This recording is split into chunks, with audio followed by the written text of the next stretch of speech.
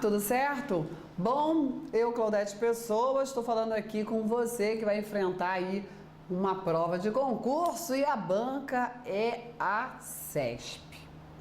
É muito temida por muitos candidatos, por muitos concurseiros. A banca CESP tem uma forma muito própria de abordar, de apresentar as matérias exigidas no edital.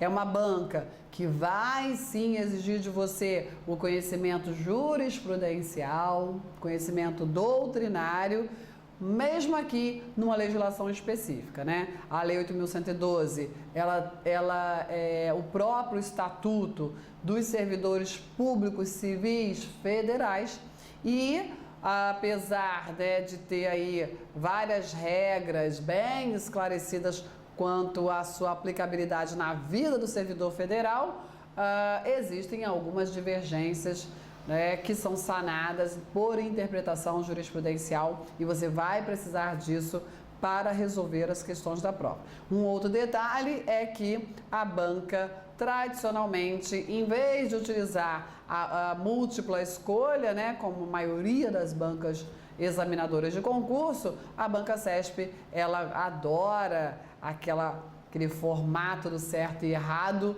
e onde uma errada elimina uma correta. Ou seja, você tem que responder se tiver conhecimento do assunto, né? Se conseguir analisar e aplicar o conhecimento ali de forma adequada, né? Evitando erros, evitando chute no escuro. Tem que saber. Tá certo? Bom, o nosso objetivo aqui é treinamento, mas não com uma enxurrada de questões para lhe dar gabarito. Existem outros sites aí com essa finalidade. O meu objetivo é fazer uma boa revisão da matéria, dos diversos institutos ali abordados, através da resolução das questões da banca CESP. Ok? Então eu recolhi aí, né, uma coletânea de questões de concursos anteriores da banca CESP. Tem vários casos hipotéticos, as bancas tradicionalmente, né, de uns 5 anos para cá, isso vem sendo uma constante, não é só letra de lei, jurisprudência e doutrina, não. Tem lá a apresentação de um caso hipotético para você aplicar o conhecimento.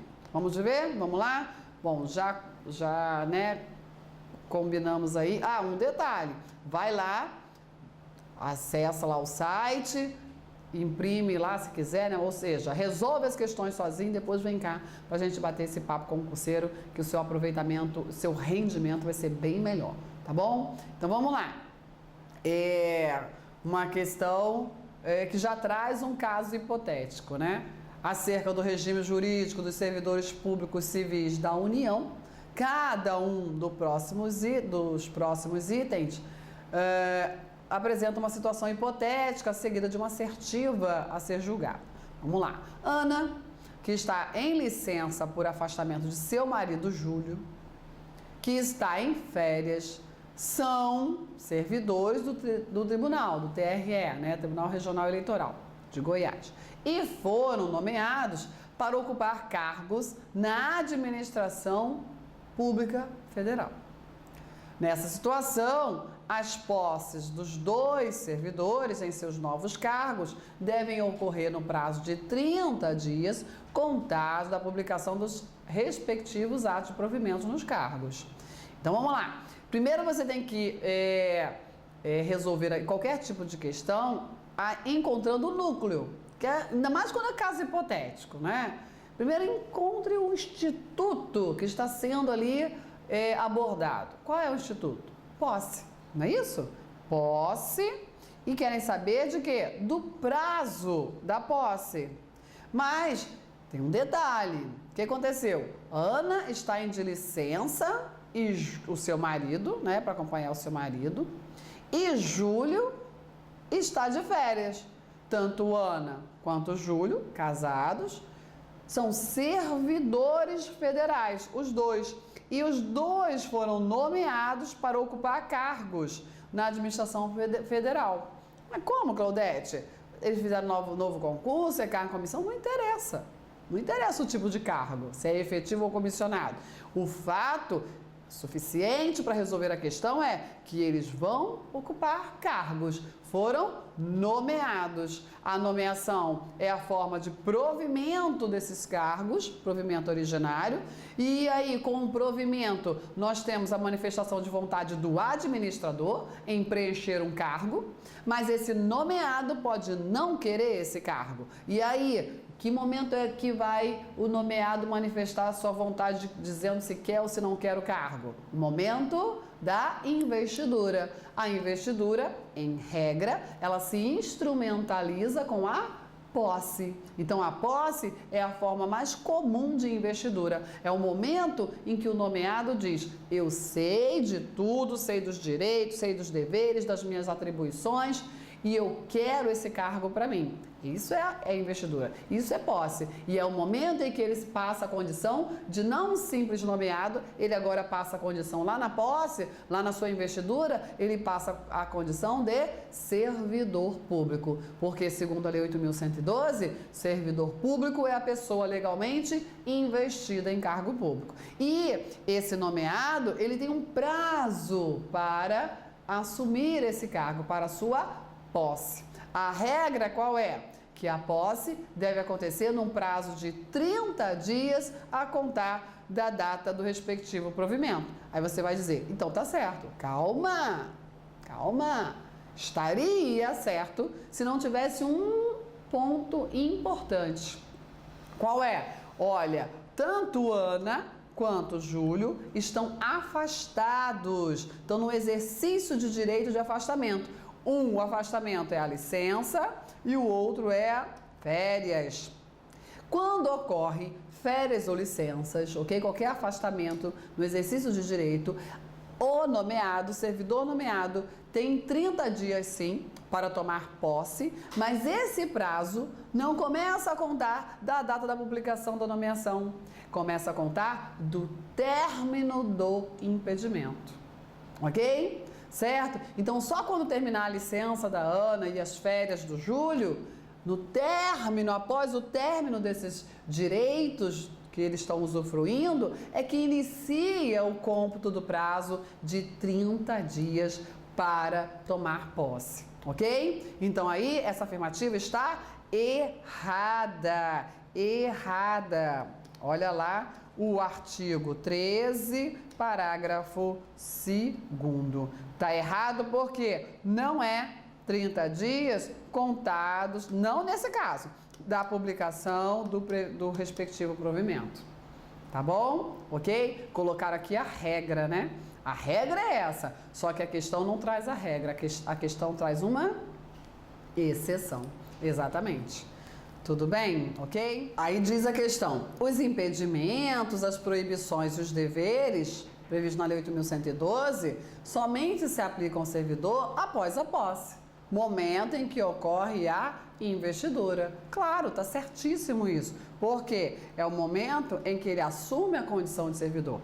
Antes, ele era apenas um nomeado, aquele que está preenchendo um cargo público. Agora não. Agora, além de preencher o cargo público, ele assume a condição de servidor, dizendo: sei de tudo, vou exercer este cargo público com louvor. Não é isso? É o compromisso de prestar, de cumprir bem e fiel as atribuições, os deveres, as proibições. Tá certo? Então está correta esta afirmativa.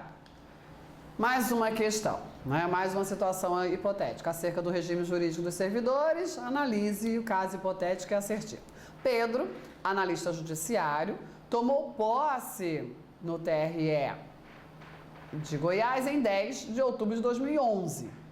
Gilson, outro analista que havia sido demitido do serviço público, foi reintegrado ao cargo já ocupado por Pedro, isso em dezembro de 2014.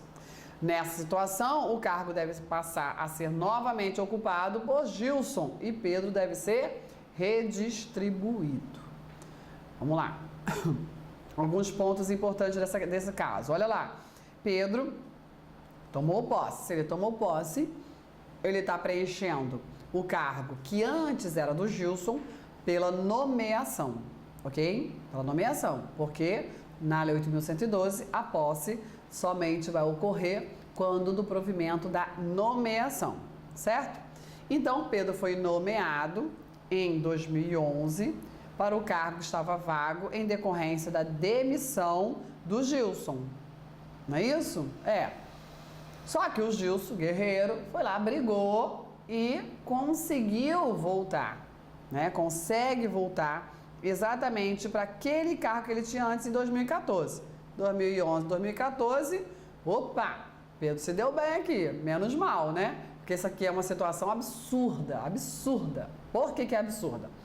O eventual ocupante do cargo do reintegrado, se ele não for estável, perdeu. Então, assim, realmente é uma regra leonina, mas está lá na Constituição. Olha lá o artigo 41, parágrafo 2º. Imagina, olha, só se pode preencher um cargo que está vago. A demissão é uma das formas de vacância, é a vacância decorrente de uma punição máxima aplicável ao servidor efetivo ativo após um processo administrativo disciplinar, certo? Então o Gilson foi demitido, operou-se a vacância do cargo que ele ocupava. Vago o cargo, a autoridade faz o quê? Nomeia outro. Nomeou quem? Pedro.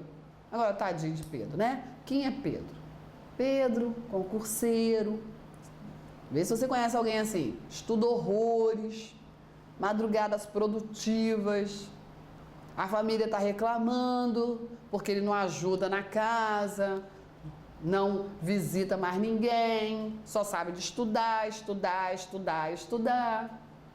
Só sabe conversar com aquela Claudete Pessoa, só isso, porque a pessoa só estuda, só estuda, só estuda. É isso, normal, normal. Né? Se a família não reclamou do teu estudo, você deve estar estudando um pouco. Estuda de verdade, estude muito. A família fica carente, de vez em quando faz um cafuné que melhora, certo? Então, Pedro estudou, passou, foi nomeado. Quando ele pega o ato de provimento dele com aquela grande conquista, ele vê, fui nomeado para o cargo vago em decorrência da demissão do Gilson. Aí Pedro fica ali naquela cruel dúvida. Meu Deus, será que eu vou fazer umas orações para Pedro, para Gilson encontrar a luz, né? Encontrar um caminho de luz, ou fazer um voodoo para ele não voltar tão cedo? Porque se o Gilson volta antes da conquista da estabilidade, que é o que dá a entender a questão, né? Aí o Pedro dançou, volta de novo às suas madrugadas produtivas. Volta de novo à sua condição de concurseiro. Isso não é um absurdo? Total. Na prática não acontece, mas isso cai na prova. Só que já passou, né? Já deu tempo do Pedro conquistar a sua estabilidade, o Gilson volta. Quando o Gilson volta, ele volta para aquele cargo que ele tinha antes. É isso que a reintegração determina. A reintegração determina isso. Volta para aquele cargo que ele tinha antes, restabelecendo todos os seus direitos. Certo? Aí, quem está ocupando o seu cargo, se estável, vai ser reconduzido, aproveitado ou posto em disponibilidade. Redistribuído? Nem pensar. Aí você pode dizer, mas Claudete, nem está dizendo se Pedro é estável, porque se passou 3 anos e ele não passou na avaliação especial de desempenho e ele não conseguiu, mas não interessa, a questão está errada de qualquer maneira. Tudo bem? Porque redistribuição não é forma de provimento de cargo. A redistribuição, ela existe, é um instituto sim, essa questão está errada, mas a redistribuição, ela é um instituto utilizado pelo administrador quando ele precisa reorganizar a sua casa administrativa, né? Ele extinguiu um órgão ou criou um outro, só que ele precisa mexer, tirar cargo daqui, jogar cargo para lá e esse cargo está ocupado ou não.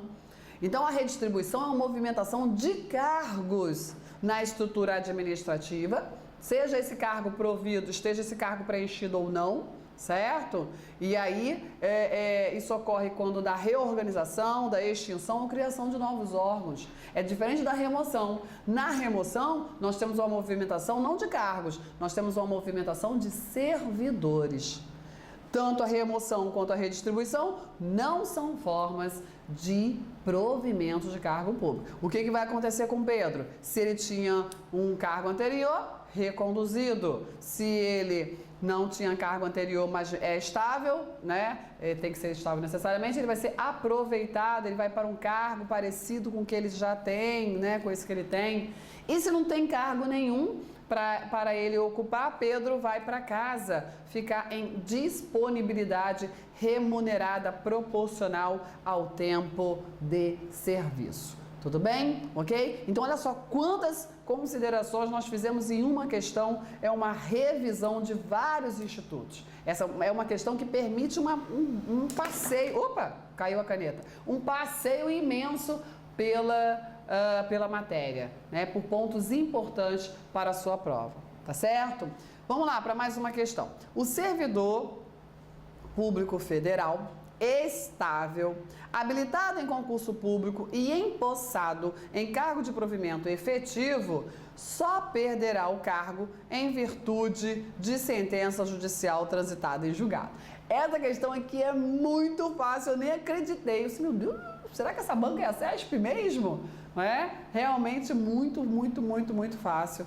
Quem é estável, né? Quem é estável, lógico, somente vai ser estável quem passou por um concurso público, somente quem foi nomeado para concurso público, ou para cargo efetivo, perdão, e tem que ter passado por 3 anos de efetivo exercício e ainda será aprovado numa avaliação especial de desempenho. É fato que ele já é estável. Uma vez estável, ele pode perder o cargo por sentença judicial transitada em julgado. Que mais? Processo administrativo, que mais? A avaliação periódica de desempenho e uma última que quase não cai, não é cobrada em concurso público, está lá no artigo 169 da Constituição Federal, que é o arroxo orçamentário, né?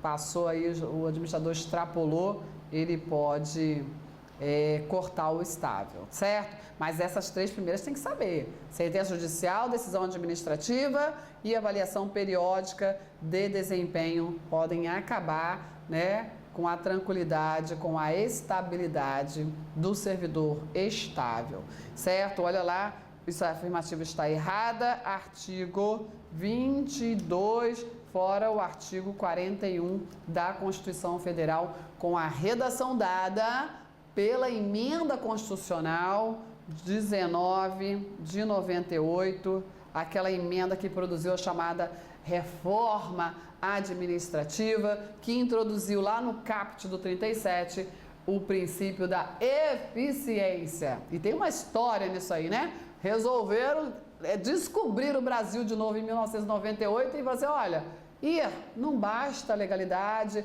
a impessoalidade, a moralidade, a publicidade. É preciso ser eficiente, minha gente. Pois é, né? Descobriram ali. E aí incluir o princípio da eficiência para buscar, para a conquista permanente dessa eficiência, resolveram que o servidor tinha que pagar o preço. E qual foi o preço? Mitigaram, enfraqueceram o Instituto da Estabilidade. Na época, eu fiquei super magoada, porque eu já era servidora, e falaram ali, não, servidor, mal do século, né? O servidor não quer trabalhar. Mas enfim, a estabilidade ficou muito enfraquecida, aumentou o prazo para a conquista de 2 para 3 anos, aumentou mais um requisito para a conquista, que é a avaliação especial de desempenho, e para piorar, resolveram incluir mais uma possibilidade para o servidor perder a sua estabilidade, que é a avaliação periódica de desempenho. Isso cai bastante em prova, questão muito fácil, vamos resolver mais uma. Acerca do regime jurídico, julgue. O servidor, ocupante de cargo em comissão, pode ser exonerado a qualquer momento, independentemente de motivação. Outra questão muito fácil, outra questão muito tranquila. Então, olha só, a banca CESP, eu quis mostrar para você que tem hora que ela castiga de verdade, mas não é para achar que, eu já ouvi aluno falar isso. Se a banca é CESP, Carolete, eu não quero não quero nem saber. Olha, eu acho uma banca muito inteligente que, né, exige a aplicação do conhecimento e entendimento. Não é só decoreba, adoro isso. E o cargo em comissão, claro que pode sim, né, a qualquer momento o servidor comissionado perder o seu cargo, o seu vínculo funcional. Por quê? Por quê? Porque ele não enfrentou o concurso público, né? Eu sei que o brasileiro está traumatizado. Falou em cargo em comissão, cargo em comissão, né? Costa quente. Não é o cara, mas está assim com os caras, né? Isso aí é QI. Não, tem um monte de lero pro cargo em comissão. Mas a ideia inicial não foi essa. Se percebeu que existem pessoas tão qualificadas, altamente gabaritadas, que não estão nem aí para o concurso público. Não é você, a gente está aí, né, buscando uma vaguinha no concurso público. Tem gente que não, é o contrário. Em vez de ele ir atrás do administrador pedindo um cargo, né, enfrentando um concurso, é o administrador que está indo atrás dele. Assim, doutor, diretor, ou pós-graduado, ou mestrado, ou mestre, vem para cá. Você é cientista, você é altamente qualificado, pelo amor de Deus, vem para cá me ajudar a melhorar a administração pública, me ajuda aqui a administrar todo esse acervo em prol do interesse público, vem para cá. Aí essa pessoa diz, não vou enfrentar concurso público não, viu? Não, precisa não. Quero receber bem, viu? Tudo bem, combinado. Livre nomeação, vai receber muito bem. Você vai ter desempenhos importantes, direção de órgão, chefia de equipe ou assessoramento a autoridades. Artigo 37, inciso 5 da Constituição Federal. Melhorou. Vou estar no comando ou perto do comando? Isso mesmo. Então, tudo bem. Então, eu aceito. Olha só, o colega, né, o doutor, o altamente qualificado, presta atenção. Você vai chegar aqui na administração pública sem dificuldade, de forma livre. Vou te nomear livremente. A base do teu vínculo funcional não vai ser a impessoalidade lá do concurso público, não. A base do teu vínculo funcional é a confiança. E aí você sabe como é que é a relação de confiança, né? Hoje tem, amanhã não tem mais. Já que eu estou te nomeando livremente, eu, administrador público, tenho a garantia também de te exonerar livremente, independente de motivação. Combinado assim? Ok? Então é isso. O comissionado, já que o seu vínculo funcional ele é precário, ele não é protegido, esse vínculo funcional pode ser desfeito a qualquer momento. É diferente do efetivo. A efetividade é uma característica do cargo. Costumamos dizer servidor efetivo. Mas preste atenção, efetivo é o cargo que ele ocupa. Quando falamos servidor efetivo, temos que ter em mente o servidor ocupante de cargo efetivo. O servidor que tem o vínculo funcional protegido pela efetividade. Esse vínculo funcional já é protegido desde a nomeação. Desde a nomeação. Certo? E aí, isso eu quero dizer que um servidor efetivo não estável jamais pode ser livremente exonerado. Sabe por quê? Porque o vínculo funcional dele não é precário como o do comissionado. Não é pautado numa relação de confiança. Não. O vínculo funcional dele foi conquistado por um processo seletivo democrático denominado concurso público, onde impera ali, onde está regido esse processo seletivo por princípios da impessoalidade, da moralidade, da isonomia. Se foi impessoal para chegar no cargo efetivo, tem que ser impessoal para sair. Entendeu? Ok? Bem diferente do comissionado. Então, eu quero te dizer que mesmo o efetivo não estável, ele jamais vai ser livremente exonerado como o comissionado. Certo? Jamais, porque a efetividade já é uma proteção ao vínculo funcional, que vai ser ampliada, essa proteção da efetividade, ok? Essa proteção ao vínculo funcional que se opera pela efetividade vai ser ampliada com a conquista da estabilidade. Aí sim, estável, só perde o cargo naquelas situações determinadas pela Constituição, como nós já falamos. Sentença judicial, processo administrativo, avaliação periódica de desempenho. Então, efetividade já é uma proteção ao vínculo funcional e essa proteção é ampliada, ganha uma nova capa de proteção com a estabilidade. Certo? Ok? Bem diferente do comissionado. O comissionado, como não faz esforço para chegar, também a qualquer momento, tchau, foi. Ah, mas por quê? Não quero discutir a relação. Não tem que discutir a relação com o comissionado, né? Não quero mais. Ponto final. Certo? Ok? Então a afirmativa está corretíssima. Corretíssima. Bom, olha só, a gente está só começando a nossa revisão com apoio nas questões. Espero que você esteja gostando, eu adoro essa matéria. Se você está assistindo esse vídeo pelas redes sociais, acesse o site do curso, está aparecendo aí na sua tela, adquira o módulo completo. Questões CESP da Lei 8.112. Vamos bater um papo com o curseiro bem longo e proveitoso. Te aguardo.